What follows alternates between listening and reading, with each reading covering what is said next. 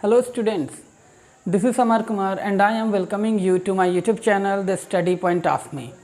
Today I am here with a very interesting subject, this is physics. और आज मैं physics से आप लोगों को मोशन के चैप्टर से कई इंटरेस्टिंग फैक्ट्स, इंटरेस्टिंग वीडियो आप लोगों को मैं देने जा रहा हूँ। आई होप आप सभी को मेरा आज का ये वीडियो बहुत मज़ा आने वाला है ना। तो आप जैसा कि देख रहे हो यहाँ पे बोर्ड पे मैंने मेंशन किया है, today I am here with the Newtons, है ना। मैं आज इसाक न्यूटन के साथ हूँ and today I am going to deal here Newton's first law of motion. So get ready students to get in motion with me. So let's start the first law of motion, Newton's first law of motion मैं आज आप लोगों के सामने यहाँ पर deal करने जा रहा हूँ। In starting the first law of motion मैं कुछ चीज़ें हैं पहले आपको मैं बता देना चाहता हूँ, क्लियर करना चाहता हूँ रिलेटेड टू दिस वीडियो, है ना, related to Newton first law of motion. आप देखे होंगे आप अपने अराउंड में, अपने सराउंडिंग से ऐसे बहुत सारे कंटेंट्स, बहुत सारे एक्टिविटीज़ है ना, जिससे आप सीख सकते हो, जिससे आप जान सकते हो फिज़िक्स के बारे में, जिससे आपको साइंस का नॉलेज मिलता है ना। अब जैसे कि न्यूटन्स लॉ ऑफ मोशन की बात करते हैं तो फर्स्ट लॉ ऑफ मोशन कह रहा है कि an object remains in a state of rest. एक ऑब्जेक्ट वो अपने आप को रेस्ट में रखेगा, ठीक है, रेस्ट पोजीशन में, और ऑफ यूनिफॉर्म मोशन, या तो वो अपने आप को यूनिफॉर्म मोशन में रखेगा in a straight line unless compelled to change that state by an applied force. अब देखो मैं यहाँ पर एक एग्जांपल देता हूँ। सपोज डैट एक गेंद है, ठीक है, there is a ball which is kept on my hand, मेरे हाथ पर हो या तो वो ग्राउंड में पड़ा हुआ है, ठीक। तो यहाँ आप देख रहे हो कि जो बॉल जो है वो अभी स्टेशनरी कंडीशन में है, ठीक है। आप चाहोगे, है ना, कि वो बॉल खुद ब खुद मेरी तरफ आ जाए, है ना, आपकी तरफ आ जाए, तो it is not going to happen, ठीक है, ये नहीं हो सकता है। क्यों नहीं हो सकता है? वो एक नॉन लिविंग ऑब्जेक्ट है और वो अभी स्टेशनरी पोजीशन में है, तो वो खुद ब खुद मूव नहीं करेगा। आपने बायोलॉजी में पढ़ा होगा difference between living and non living organisms. Non living things can not move there on, खुद से वो मूव नहीं कर सकते हैं। तो आप वहाँ पर देख रहे हो कि वो बॉल जो है वो खुद से मूव नहीं कर सकती है, ठीक है। कब तक? जब तक उस पर कोई एक्सटर्नल फोर्स ना लगाया जाए, ठीक है। ये एक चीज़ हुआ। यही बोल रहा है कि an object remains in a state of rest. कोई ऑब्जेक्ट अगर रेस्ट में है तो वो रेस्ट में ही रहेगा। दूसरी बात, और a uniform motion in a straight line. अब सपोज डेट एक कार है ना, कोई कार है या मोटरसाइकिल है, ठीक है, वो एक कांस्टेंट स्पीड से suppose date 50 kilometre per hour और 40 kilometre per hour it is going in a straight line, एक सीधी रेखा में वो चलती जा रही है। तो वो कब तक चलती जाएगी? जब तक कोई बैरियर ना हो जाए, जब तक उस पर कोई फोर्स ना लगे, एक्सटर्नल फोर्स ना लगे, तब तक वो लगातार मूव करती रहेगी। I am not here talking about any type of force related to friction. मैं कोई इस तरह का फ्रिक्शन फोर्स वगैरह की बात यहाँ पर नहीं कर रहा हूँ, ठीक है। बस मैं ये कह रहा हूँ कि एक कार है जो एक सीधी रेखा में, स्ट्रेट पाथ में, लाइन में मूव करते जा रही है with a constant speed.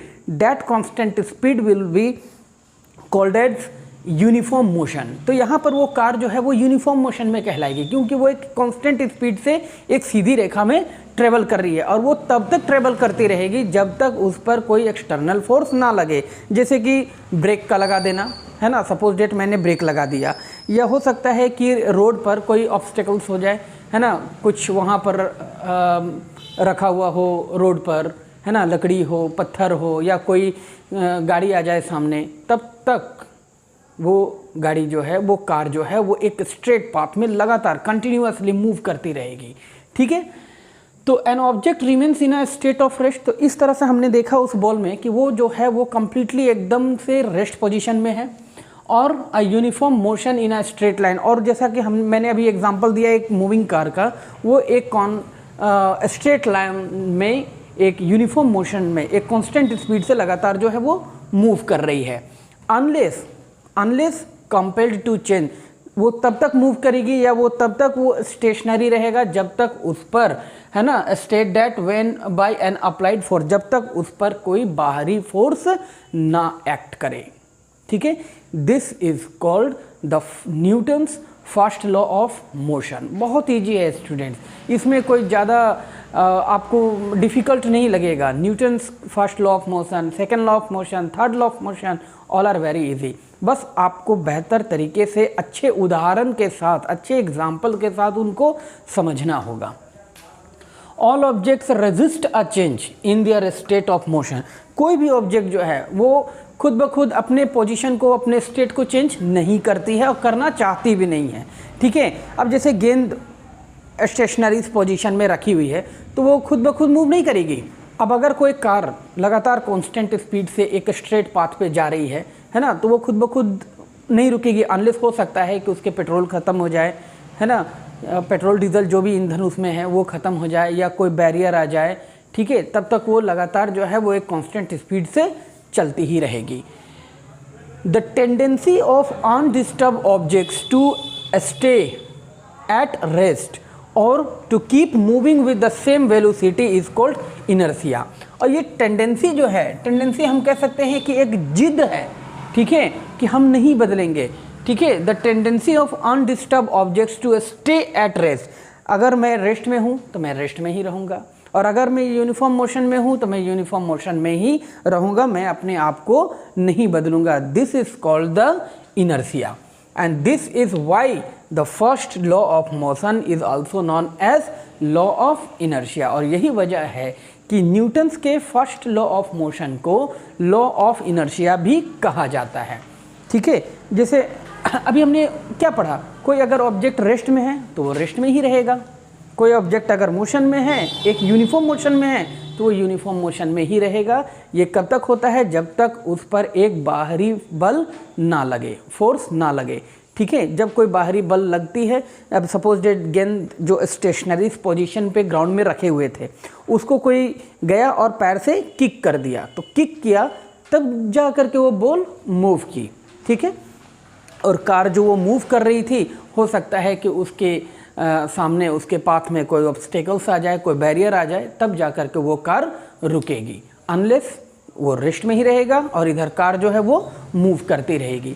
This is what we can say the Newton's first law of motion. I hope you all have understood this fact. आप सभी को फर्स्ट लॉ ऑफ मोशन एकदम अच्छे से समझ में आ गया होगा। अब जैसे कि मैंने यहाँ पे बात किया है इनर्शिया का, ठीक है स्टूडेंट्स, तो in my coming video you will get the video contents related to inertia. Till then, remain healthy and fit and have a nice day, students.